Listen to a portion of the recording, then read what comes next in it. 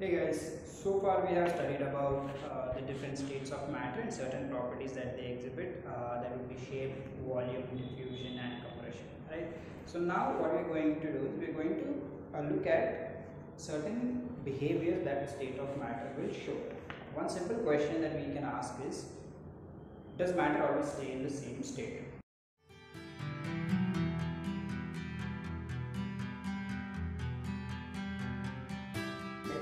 We can test that in a very simple experiment. So what I'm going to do, I'm going to take this test tube which I have held with a holder. I'm going to take a small amount of water in it, right? Just a couple of them. Right? So now what I'm going to do is I am going to apply some energy, basically heat energy, to this water. I'm going to take this spirit lamp here, right? Take this spirit lamp and take a matchbox. Strike a match and then light the lamp. Right. Make it look a little clear.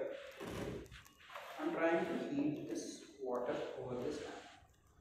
Now this is a common occurrence, we see it almost every day. We boil water either for bathing, for cooking, for cleaning things. For a lot of reasons we heat water, right? And every time we heat water, you'll notice the same thing. Once the water won't change much, but once it starts to boil, you'll see that there will be bubbles like this, exactly like this, right? Once there are bubbles in the water, at one point it's going to start letting out a gas out of it, right? Some sort of vapors are going to come out which are very hot, right? We shouldn't be touching them, right?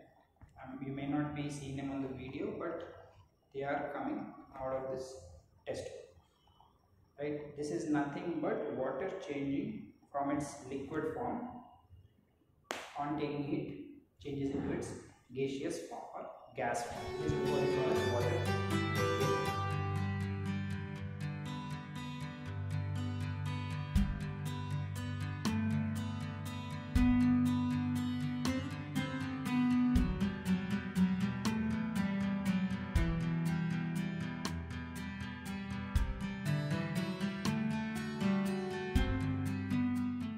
So now we know that any state of matter can change its state.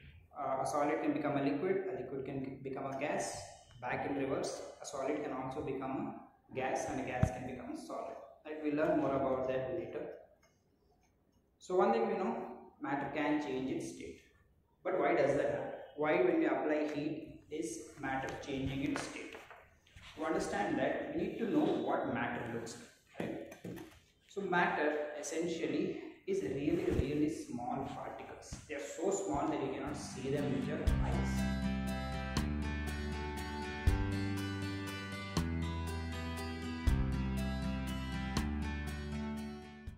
So to understand this, I am going to use the same chemical we used last time. Right? I'm going to do a small activity. Now this is potassium permanganate, the same purple colored chemical. Right? So I'm going to take a small amount of potassium permanganate. This will hardly be a gram or two. Right? I'm going to pour this potassium permanganate into this first beaker, which has about 200 ml of water. Now just like we saw yesterday, diffusion occurs and the water is going to take this purple color of the potassium permanganate. Right? I'm going to stir it for a bit, make sure it's all dissolved. Now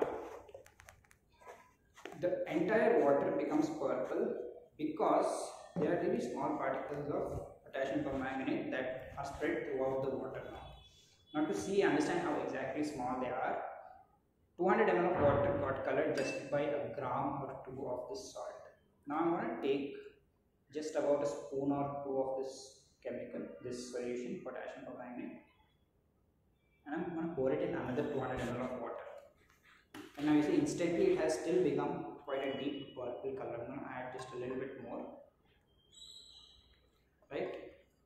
Now you see it's not as dark as this because we only added a couple of spoons, but it's still very dark. It means there are still so many particles of potassium permanganate in it. That's why it's so dark. If I take another beaker, add another spoon or two.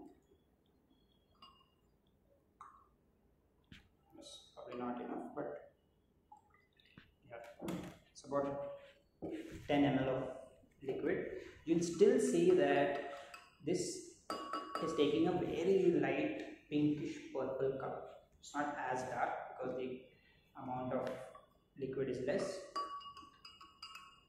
but ultimately we can still see the purple color. That means even in that amount of permanganate, a few ml of it is still able to stain this whole 200 ml of water purple. So that tells us that even a small quantity, a gram of matter, can have millions upon millions of small particles that can change the properties of other